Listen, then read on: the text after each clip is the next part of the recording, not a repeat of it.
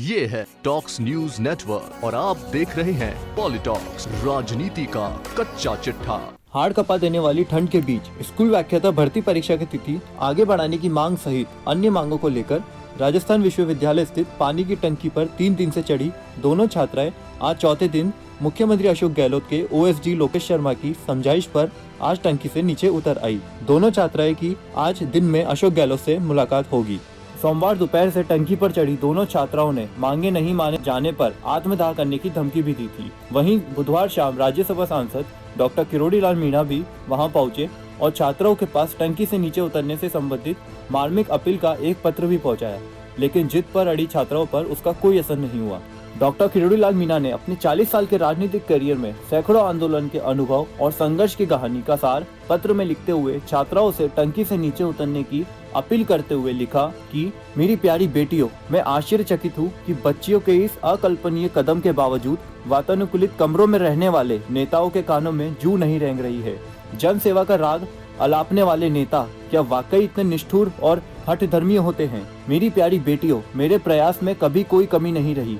राजस्थान के शिक्षा मंत्री और मुख्यमंत्री तक आपकी बात प्रभावी ढंग से पहुंचाई। उन्होंने अनसुनी की तो आपके साथ कांग्रेस के शीर्ष नेता श्री राहुल गांधी से मिलने आपकी बात को दमदारी से रखने के लिए नई दिल्ली गया। डॉक्टर मीणा ने आगे लिखा, बेटियों, मुझे इस बात से भी तकलीफ पहुंचती है कि जिस राज्य का मुखिया नारी की कोख से राजा पैदा करने की बात बार बार दोहराता हो, क्या उसे उस नारी शक्ति के भीषण ठंड में ठिठुरने की खबर नहीं है? मैं बीते कल भी भांति आज भी आपके साथ और आपके पास हूँ। आपकी जायज मांग को मनवाने के लिए किसी भी हद तक जाने के लिए तैयार हूँ, लेकिन बेटियों, मेरी अंतर्मन से प्रस्फुटित अपील को स्वीकार कर टंकी से नीचे उतर आए। इस गूंगी बहरी सरकार के लिए अपने शरीर को कष्ट के तप में इतना न तपाए कि आपकी जान पर जोखिम बन आए। मैं खुले मन से घोषणा कर रहा हूँ कि यदि आप मेरी अपील को स्वीकार कर टंकी से नीचे नहीं उतरी तो मुझे टंकी के नीचे रात बिताने को विवश होना पड़ेगा। इस पर छात्राओं ने कहा कि इस बार हमने बिना पूछे यह निर्णय लिया है, लेकिन हम पूरी तरह से आश्वस्त है कि इस बार हम जीत कर ही उतरेंगे। इस पर सांसद किरोड़ी लाल ने छात्रों से कुछ नहीं कहा और पुलिस से कुछ देर तक वार्ता के बाद डॉक्टर किरोड़ी लाल मीणा वहां से रवाना हो गए। इससे पहले दोपहर में एसीपी गांधीनगर की मौजूदगी में भारी पुलिस जाब्ता मौके पर पहुंचा। इस दौरान एसीपी राजवीर चौधरी व गांधीनगर थानाधिकारी ने टंकी पर चढ़ी छात्राओं से लाउड स्पीकर के जरिए नीचे उतरने की अपील की। एसीपी चौधरी ने समझाइश के दौरान कहा कि मैं एक पुलिस अधिकारी की हैसियत से नहीं बल्कि एक भाई की तरह आपको समझाने आया हूँ।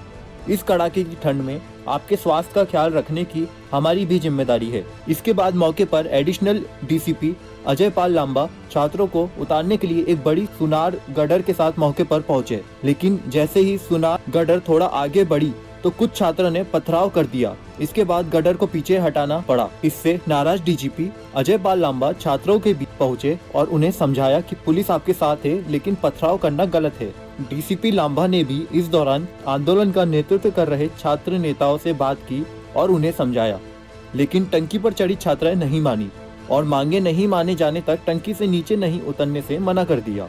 टंकी पर चढ़ी छात्राओं का कहना था कि जब तक सरकार की ओर से प्रेस नोट जारी नहीं हो जाता तब तक वह नीचे नहीं उतरेंगे।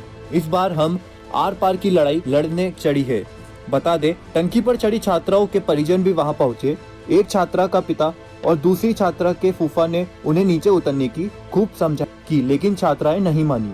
परिजनों की समझाइश के बाद छात्राओं का कहना था कि सरकार जब वोट मांगने घर घर जा सकती है तो यहाँ क्यों नहीं आ सकती है।